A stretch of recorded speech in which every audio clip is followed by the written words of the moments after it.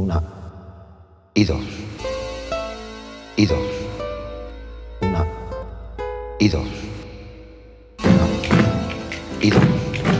Hello and welcome to Cortesnyc Livestream episode 100, Crossing Bridges with special guest Deemenace. As always, you can find us on iTunes, Spotify, Stitcher, and Podbean, and also on social media on Facebook, Instagram, and Twitter. And obviously now on YouTube, you can see our beautiful faces.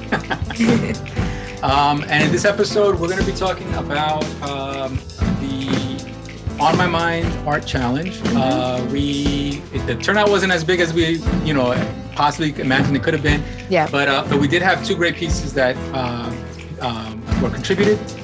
We have two artists. One of them we have as a guest in this episode. His name is Deemenace on Instagram. That's DEE and then the word menace. He's a photographer. He's an illustrator as well. But he contributed a photograph for this piece. And it's actually a really cool black and white photograph, really captured the mood of the song really well. Yeah. So we have an interesting conversation with him. We talk a little bit about his photography, his illustration work, and we also talk about music.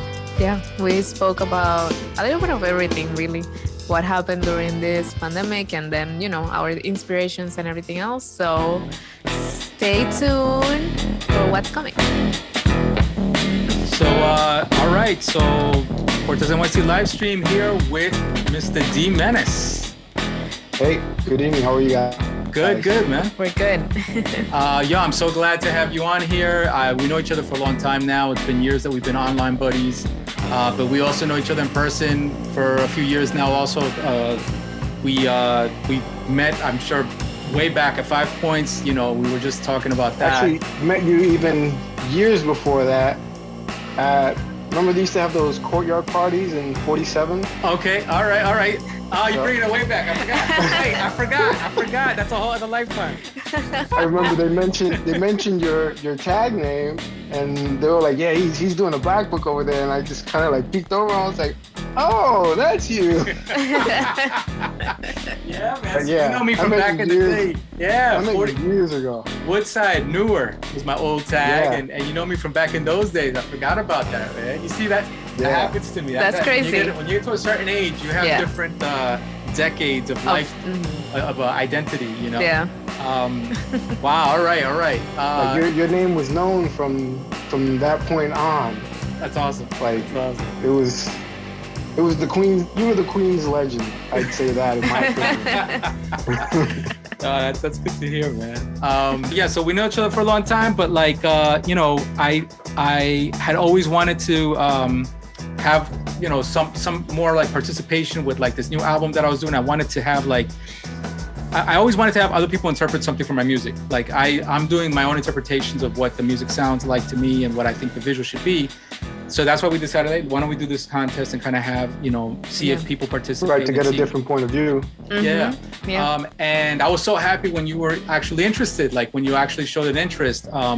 I know that I've been seeing you on Instagram, doing a lot of drawing, a lot of sketching, black book kind of sketching, and even rendering, illustration work. But I know that you also have a photography background, that you worked in photography and all that. You've done your photos. So, I know when you asked me, could you do photos? I was like, yeah, go ahead. If you come up with something interesting. It actually made me more curious. I was like, now I want to see what he's going to do, right? I guess my first question for you is why reach for photography for this? Why did you reach for that technique? Well, initially, I actually started with a sketch. I did the sketch first, and then I was trying to get into the digital painting of it, but I'm new to that realm. I'm actually a little new to a lot of things art-wise that I started to do again past 3 years on a very disciplined manner, on a daily basis, between hour to 2 hours a day, every day.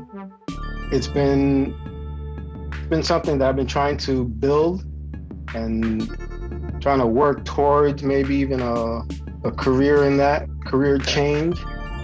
Unexpectedly, things happen during this situation where now I have to look for something else. Yeah. So I started off with the sketching on that, But then the digital painting of it wasn't coming out that well. So then that's when Carla and you had the live video, and I had asked, just long shot. I was like, what about photography? You guys agreed with it. I was like, all right. I was like, you know what? Let me take a walk. Because photographers, that's all you do. You just walk and you just observe. And I just happened to be crossing the Kosciuszko and thinking of the song and the theme on my mind. And just like literally sometimes things are right in front of you.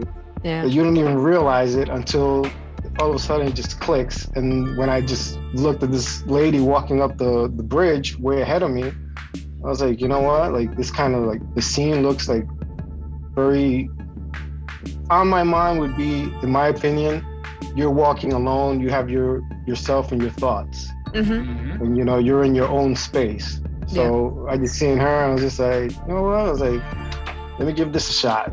Took a few frames of that and then just kind of like, it was more colored. I was playing with the color, but then I was like, you know what? Let me just do, black and white. Black and white usually has a more artistic feel to it. I was gonna ask you that if you had played with the idea of color possibly or not. It was perfect. I loved it. I thought I was like, yo, this is good. Thank you. Yeah, it was initially color, but then I've been trying to shoot more black and white also. A friend of mine, he shot me a link of this Asian photographer, I forget his name, an older gentleman. And I just started looking at his work, and then from there, just all of a sudden, it's been like, now what? Over 2 months that I've been trying to like just shoot black and white frames.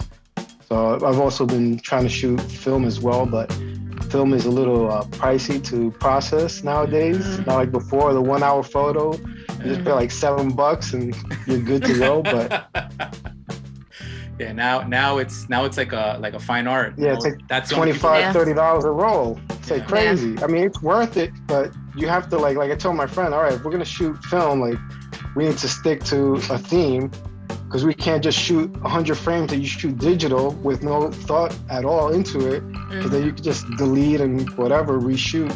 Film is just, that's it. 36 exposures, that's all you're gonna get. So you need to make those 36 count. What do you? What kind of camera are you using? Like, let's talk about your craft, your photography. What kind of camera? Are you using for something like this, or are you just using, or is this just an iPhone snapshot? Because you could do it with that too. Yeah. Now the iPhones. I've been using a camera, a Canon T1i that was gifted to me by my father years ago. Okay. It's dated, but like a professor that I had a course with in City Tech, he mentioned once, it doesn't really matter the tools that you have, doesn't matter how costly they are, what matters is how you use them. Yeah. So you can, like, if I can use you as an example, before you even had access to these computers, you and Danny Hastings, you guys created some very iconic images. Right. Without the advancing of these tools that you can now manipulate so easily. But you had your vision and your point of view, and it doesn't really matter the tools you have, as long as you have, this tool here really is what counts. I mean, and in this case, it's I mean, I don't want to speak for you, but I would guess, because I also do some photography, to capture a photo like what you captured here for this image, for On My Mind, for that image. You have to have an eye and also an instinct. There has to be some sort of instinct. You have to kind of feel that the mood is right. You're reaching a point, and then you start looking quickly in that moment. Is there something I can capture? Until you find that next moment and say, things are kind of lining up. Maybe there's something here. Yeah. Do you find that, or I don't want to speak? All the time. The time. Even if I have no camera on me, that's the worst time, because I'm constantly observing everything around me. Like, it became second nature. Once I was taught how to. They actually teach you how to look, how to observe. We just go about our day to day, and just don't pay attention to our surroundings. Once you're taught to actually pay attention, observe, to, see what's around you and look for certain things, and you can actually kind of just like frame stuff on your own. Yeah. So on a day-to-day basis, I'm just looking. And like I said, when I was walking up that bridge that day, it just so happened, I'm just trying to like distract myself from just everything that's going on. So I'm just like looking over into the city, and I just happened to turn, and like this lady was like, she was in front of me. So at first there was no interest in me, using her as the subject matter. At first she's in your way. Yeah, You're like, get out of my way, lady. Yeah, no, plus, You're you ruining want to keep like 6 feet from everybody. So I'm just like, like that, go right ahead, ladies first. So she gets ahead, and I'm just like gazing over the bridge, and then, I just happen to turn and I look, and boom, I'm like, oh, you know what? Bye-bye. Yeah. Well, let me tell you that the image, I mean, it speaks to me in that it definitely echoes the concept of the distancing, her scale versus the scale of this, like these long poles. Yeah. For me personally, I don't know how many other people are going to recognize it, but I recognized the bridge right away. The minute I saw it, I was like, oh wow, like perfect. Like this is like even hometown for me. Like I felt at home with it. Another aspect of the photo that I loved, and I don't know if Carla, I don't know if you saw that, but like a year ago when the pandemic had started, me and Carla started taking long walks. We started walking bridges. This has been a year of walking bridges for us. Yeah. Like we've been walking bridges, and I'm Same sure here. a lot of New Yorkers have in this time walked more bridges than we ever walked. Yeah. Unless back in the day if you were bombing, but like, and I think that also speaks to the time. I like that about the image was that I identify with it. I identify with walking bridges, and I was like, yeah, we're all doing weird walks that we never did. Yeah. And I think that's a nice part of this imagery that you captured, in my opinion. Thank you. I felt that about it. Yeah. I love the positive and negative space. I love the lines. I love the composition and the way that the lines of the bridge kind of like almost disappear with the sunlight. It's kind of like interesting, kind of like a hope kind of message in a way, in a black and white world. You have the lady in black and white in silhouette, and then just she's all of a sudden being illuminated by the sun. Yeah. Or the spotlight illuminates her. Yeah. And you got a little bit of the city behind her, so you still have, because you could have taken this picture, let's say on the Verrazano, and that had no city behind it. So you still have a little bit of the city, so you can definitely place where this is. I love it. The only thing that I was just thinking is if you had thought of color, because we're living in a world of color photography and blah blah blah. That's always the only thing with color that I didn't like was that since you could see some snow there, and since this was already when the snow was like already melting, it was kind of like it looked dirty. So it's just like, that's why I also opted to do the black and white. Like, you can't see dirty snow in black and white. Really? No, good call. No, absolutely. That makes total sense. No, and I like that you picked color because I think it stands out in the world of color. It's a nice black and white. Yeah, black and white stands out. I think it's a good thing.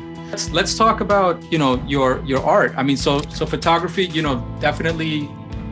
You've spent years in photography. So let's talk about your visual art, your sketching and all that. Like I've seen you doing stuff in black books. I've seen you doing portraits of rappers and things like that. Like what are you enjoying doing nowadays? The portraits, a lot. The portraits, they did start first with, I was invited to this collage party in Lower East Side at the Deemenace that a friend of mine would throw every Tuesday nights. I know the collage party.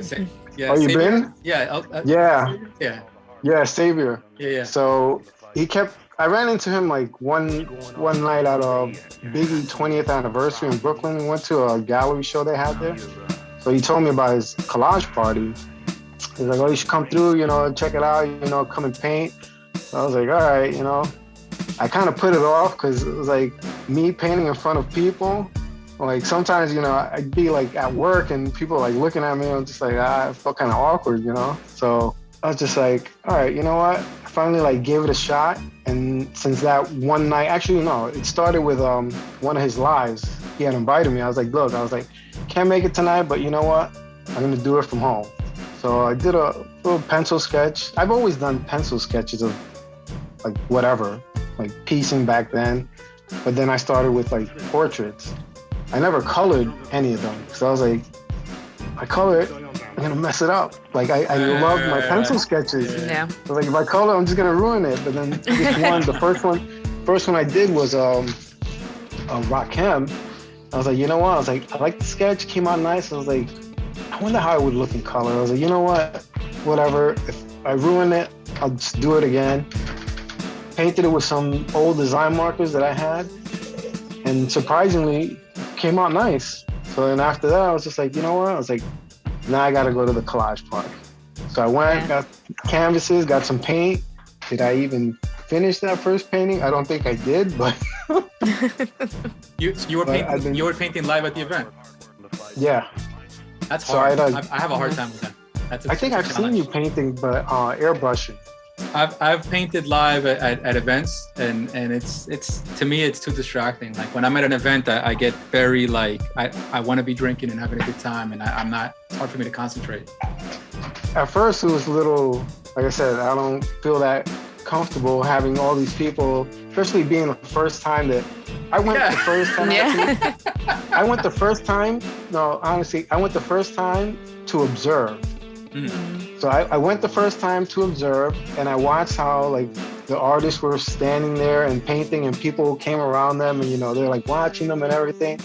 But people were like so into just the vibe and the music that you saw like these artists weren't like really bothered by it. So I was just like, all right. So then Xavier was like, hey, you coming back? I was like, yeah, I'll come back. I think I passed on the following week, but then the week after that, I was like, dude, I was like, all right, I'm coming through. Came through, and I zoned out on the music they were playing and just whatever I was painting that night. I forget what the first painting was, but whatever I was trying to paint, because I was new to painting also, and I just, gave it a try, whatever, and it didn't come out the best, but I was like, you know what, at least I got over that hurdle of, having to paint in front of like a crowd of people, and people would like come around and just like look, they'll ask you questions, whatever, and it was a cool vibe, and it was fun to do, and I got over that and got more comfortable, and then continued to go more often. That's great. No, you really threw yourself into the fire there on that one.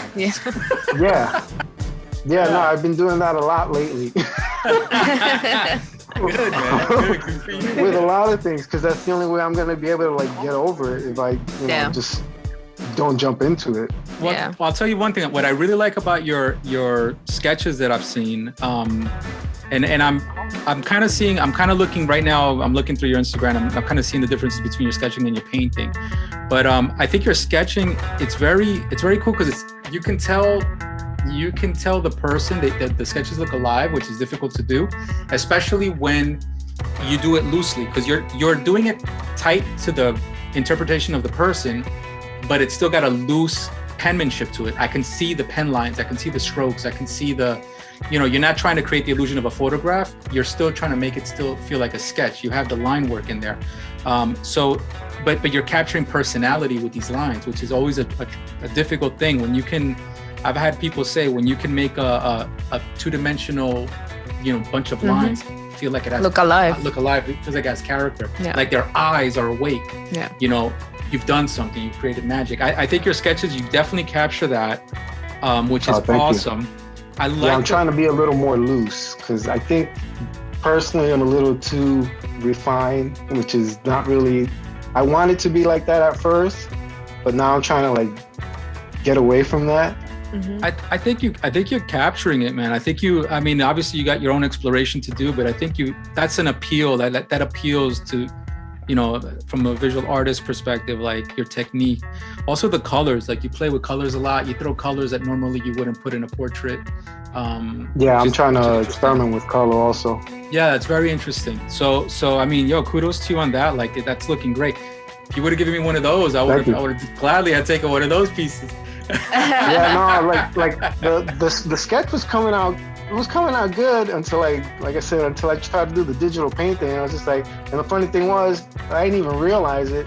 The sketch started with the skull, and then I was like, when I put it in the computer, I was like, oh snap! I was like, I'm using skulls. I was like, that's Noor's thing. He loves skulls. That would have been a shoe-in right there.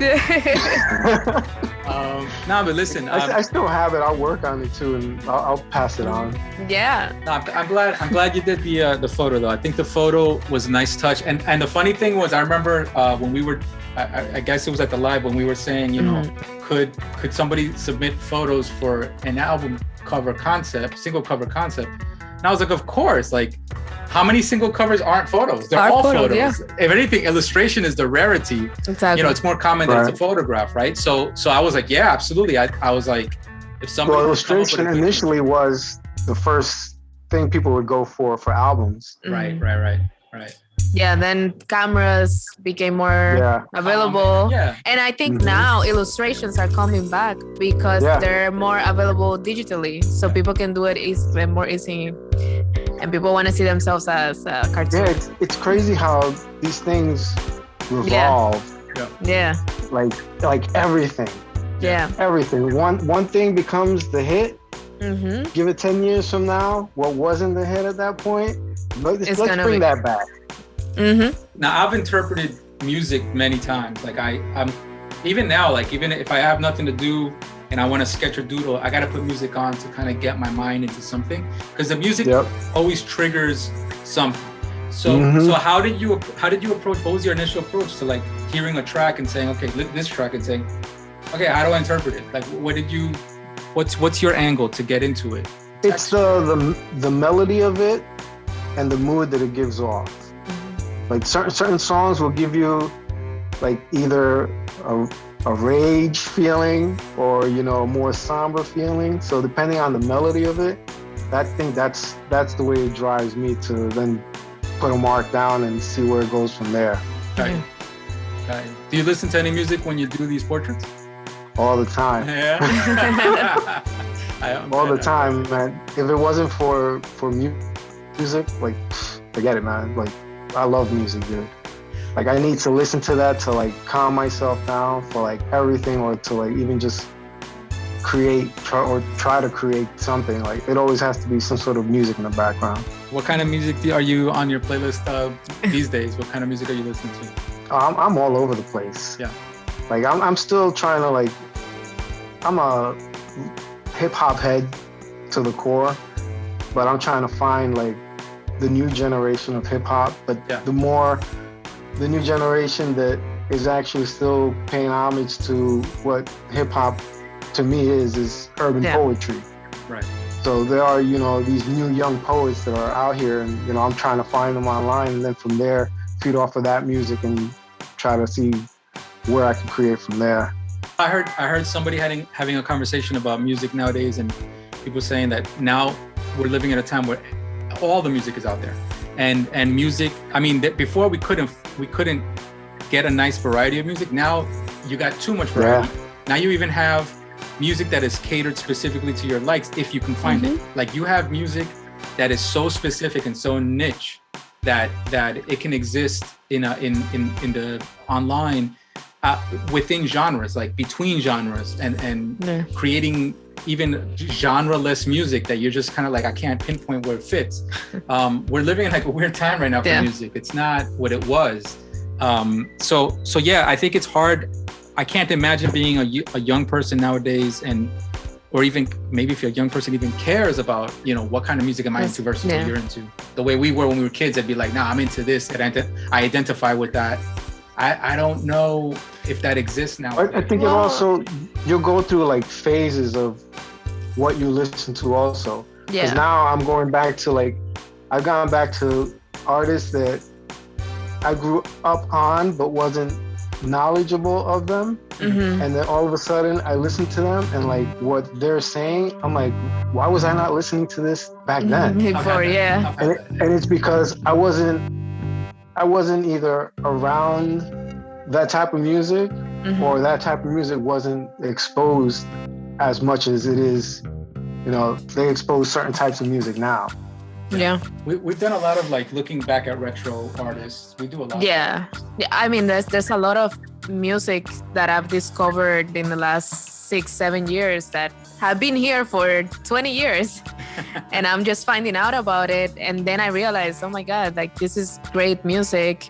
And I was going to say about the new generation that, you know, with Spotify and all that.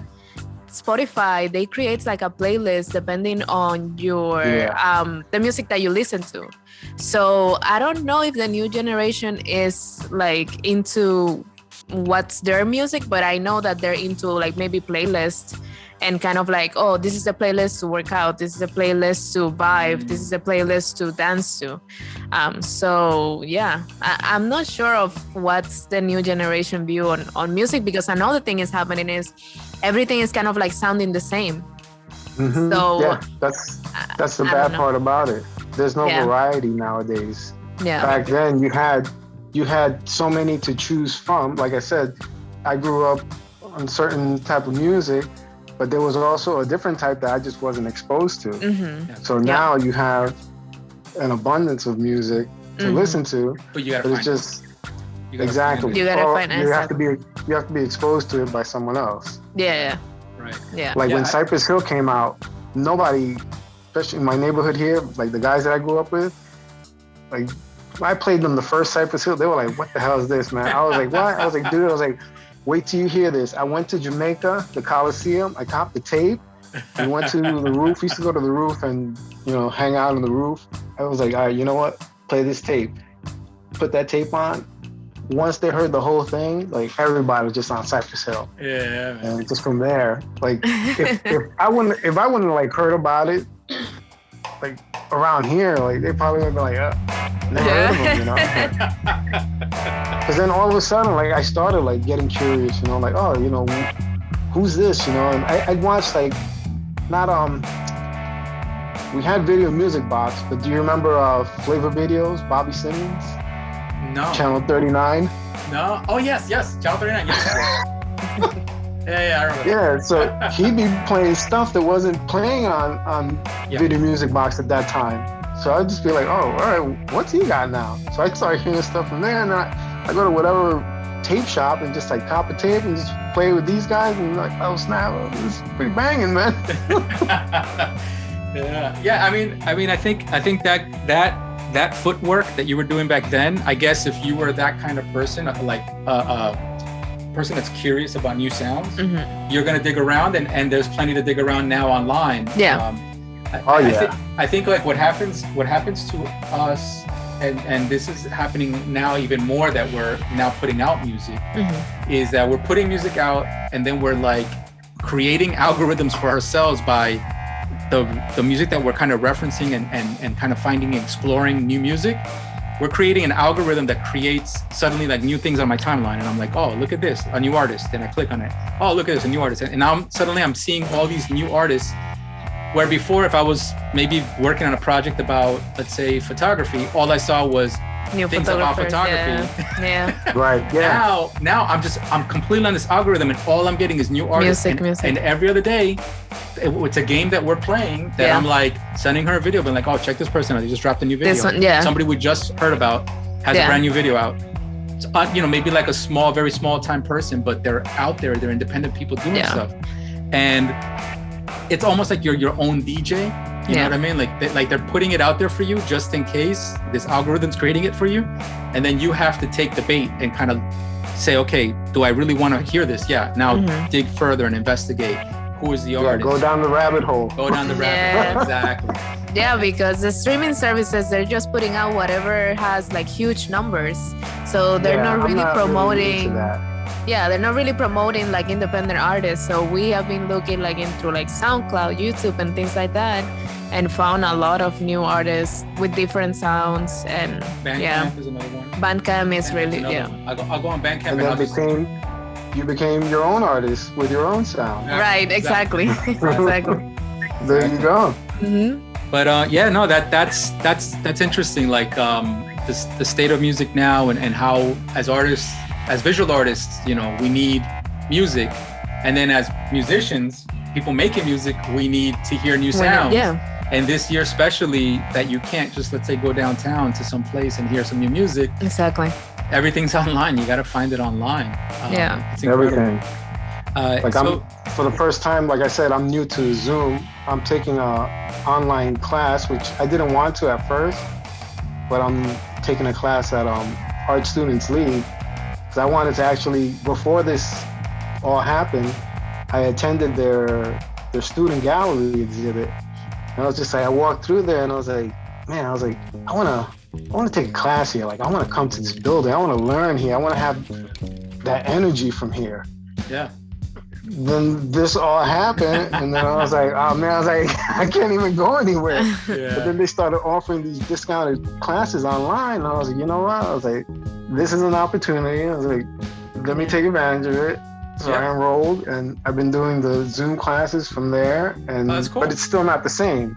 Yeah. It's not the same like when you go and interact with others, especially in art. You need to get that visual stimulation to like see other people's work, to like get inspired, and it's a weird time with everything online. Yeah. But I guess this is everything is temporary, but Wu-Tang is forever, right? Exactly.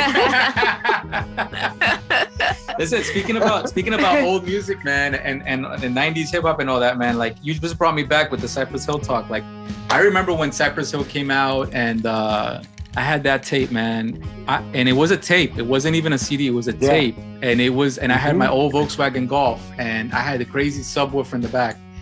And, nice. And I remember, because that thing had some serious, that tape had some serious bass. And back then everything had bass. It was always EQ'd up to have bass in it. And I remember, man, that thing used to rattle.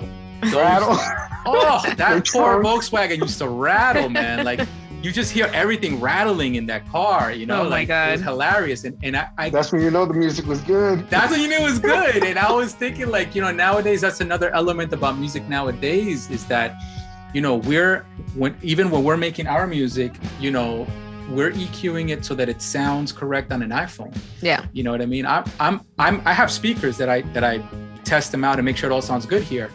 But I'm really, like, my real go-to, like, the final verdict is I play it on my phone. And if it doesn't sound right on my phone, if I can't hear the bass frequencies, which you can't, you know, you have to have something in those other frequencies so that at least you still have music playing in that frequency area. It's just a different time for music, man. Like, this new generation is taking in music in a different way, and that's also creating new genres. You know what I mean? Like the genre that you talk about, Cypress Hill and that time period and the tapes and all that. You know, what we heard from our ears and those tapes, like that, you can't recreate that now. Like, and plus with all the sampling laws, like you can't. Unless if you're P Diddy or Jay-Z to be able to pay off all of that, but we got, like, it's called the golden era for a reason. Like we got treats. Like that's why that music can't. Like I'm really glad that they're opening the Universal Hip Hop Museum in the Bronx, because this is like long overdue. And it's gonna be amazing to see all of the artifacts that they have from, like, the beginning of this music, this culture. You have not only the music, you have the dance, you have the art. Like it's probably the best thing we grew up in my opinion.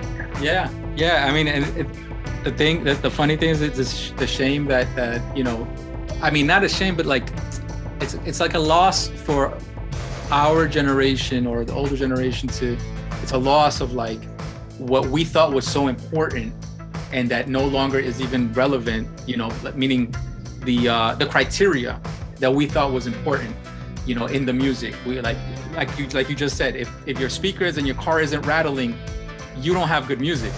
You know what I mean? Nowadays, how are you gonna explain it to a kid? Like, he'll be like, why do you want your car to rattle? Like, why would you want your car to rattle? You know, but to them, they have other criteria. They have new criteria that matters to them. Now you have, like, the 5-second rule. If the music isn't good in 5 seconds, you ain't got music. You know what I mean? Like, if I'm swiping through and you didn't catch me in that first 5 seconds, then your track is whack. The length of the song also, because before it was supposed to be like up to 4 minutes, then up to 3 minutes. Now they're up to like 2 minutes 40 seconds. It's crazy. Like, what is that? That's a commercial. That's a trailer. That's not the song. But it's because of the short attention span of people. And also because you're fighting within a medium. That there's so many songs out there that if you want your song to be heard in its entirety, the shorter it is. Within that group. That stuff fits in as well. But also in visual art is another aspect. Like, you know, you were talking about graffiti, and, you know, the idea of walking up to a wall with the waft of spray paint and the ambiance of the music in the background, and the echo of your footsteps walking up to it, and I mean, if you were doing a handball court, you know what I mean? You would hear other people playing handball, the ball hitting, bouncing off the walls, and that echo of the slap of the hand was a rhythm, and all this kind of like, it was very tribal, and you would feel it as you were looking at the graph. And, that kind of stuff, you don't have that online, but there's a whole graffiti community online. There's a humongous graffiti community online that will never know that.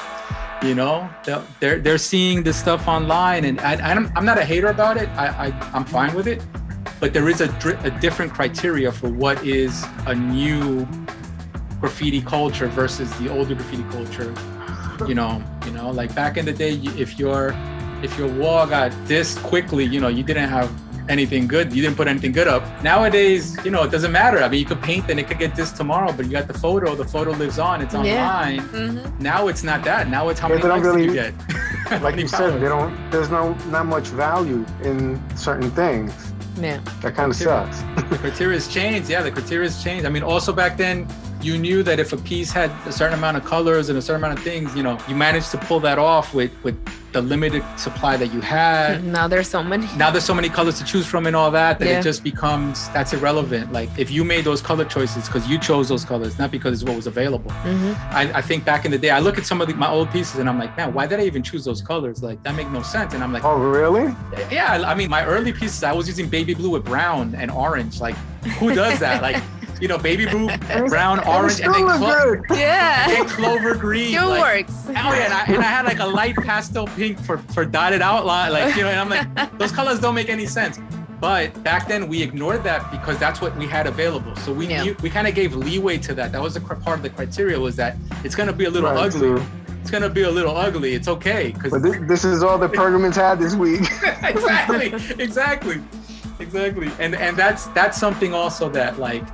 I think, I guess with you, we're having this conversation is about generational, art and decades of being an artist, and some things that get left behind, some things that move forward. We're talking about this conversation we're having is about a difficult year, and how even this change in society is creating another new change. That a year ago criteria was different.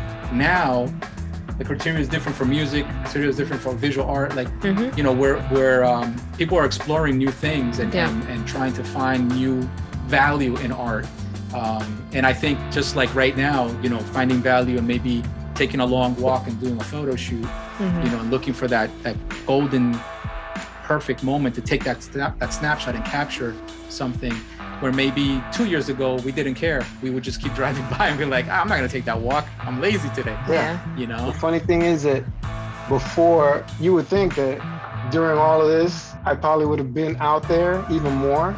Right. But like, it was just so like, you didn't really know. So it was from that March 19th till that April, April 1st, I think it was a Sunday. It was like 1:30 in the afternoon that the sirens stopped. That I realized I no longer heard the constant sirens.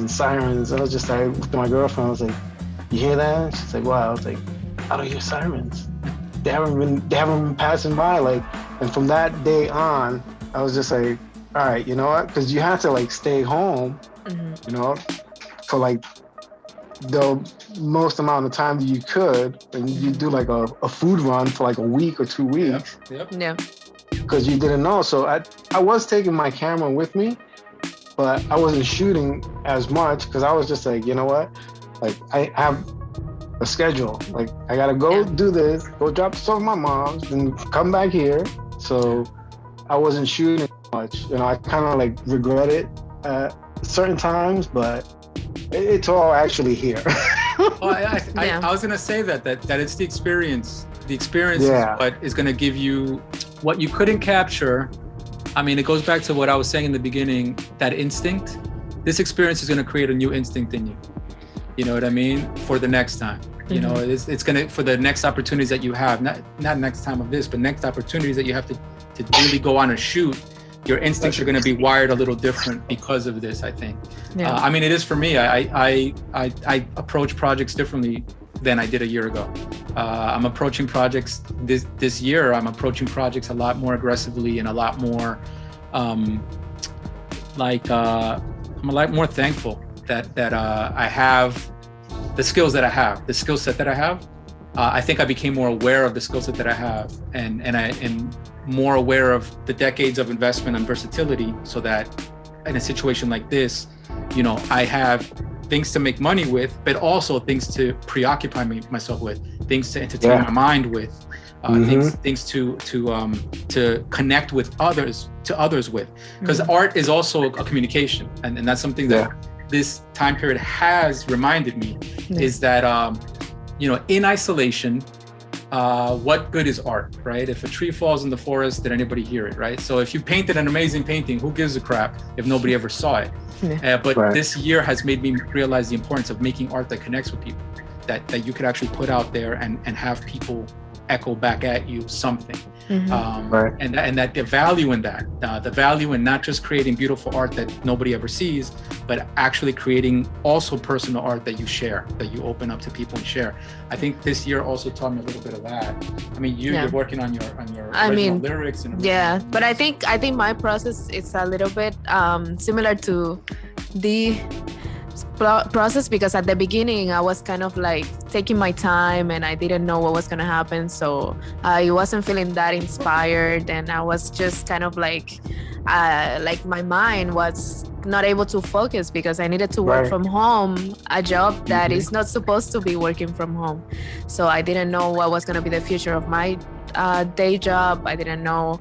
I knew that I needed to take advantage of the time I had at home, but I didn't know how. And then when the summer came, we felt more comfortable going out. I mean, the weather also helped, and we were taking photos and we were feeling more creative. And then like all of the sudden it was like like hope. And like you're alive again. Yeah. You're out. You're finally out. Yeah. I felt your sense of hope. Exactly. Yeah.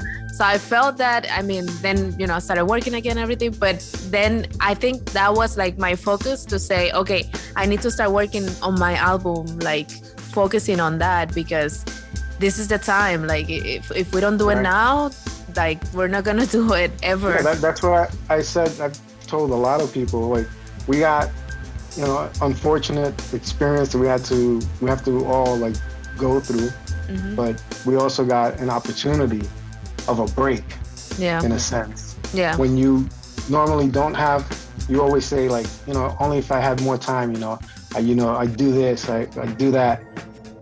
You were given the opportunity, like I said, in this unfortunate matter, but to have allotted that time to actually dedicate to something that you didn't have time to do before.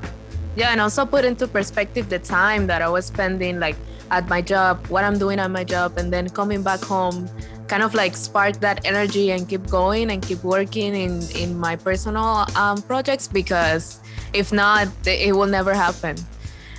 So yeah, it has been a process, but you know, we're working in my new album, so that's Congrats. Thank you. Good stuff, guys. Thank you. So Dee, where can people find you? Right now, besides your home, by my desk. Right now, I'm trying to get a Squarespace set up. Nice. Once I have a good amount of work that I always felt this certain way that if I didn't like something that I'm working on, like no one's gonna see it. So if I don't like it, you know, I'm not gonna like put it up there. So I'm just trying to like find. Now I'm not really that picky about things because I'm trying to explore more avenues in a creative way. So once I have a good amount of work, I'm gonna set up that Squarespace. But for now, I'm on Instagram, Deemenace. All right. Okay. Cool. And what are you gonna do with that gift card? What are you gonna get? More pens? Well, I've been doing some gouache painting, watercolor. Nice. So the gouache that I have is kind of like 2 tubes already dried up. And I'm like, I just bought this. Like, how's this thing freaking dried up already? So I'm probably gonna get some better quality wash. All right, cool. And thank you guys very much for that. Thank you for participating, and we appreciate it. So Dee, thank you for being a guest here on the show, and thank you, Carla. Thank you. keep going, man. We'll talk again soon. All right, be safe, guys. All right. Well, that's another episode in the bag. That is. That was really cool. That was a lot of fun. That was a nice conversation. We could have been talking with him for hours. Yeah, we could yeah. have talked for another 2 hours easily. Yep. But that was a good conversation. I really hadn't had that much. Didn't know that much about him and his work. So that was good. It was actually good to connect with him that way. Yeah. And next episode, hopefully, we're gonna have the other artist. Yeah. Who contributed an illustration. Yeah, it came out really good too. Very cool illustration. Yeah. Also a different perspective on this song, but just as valid. Contributed a whole different angle, but I loved it. I thought it was a really cool piece as well. And then you guys, if you are not familiar with the song "On My Mind," go check it out on Spotify. "On My Mind," Cortez NYC, with vocals from Carla de Puerto Rico. Yes. It's also on YouTube, Deezer, Amazon Music, Apple Music, iTunes. It's everywhere. So just search Cortez NYC, "On My Mind." And it's going to be right here, right now. Yes. Check it out.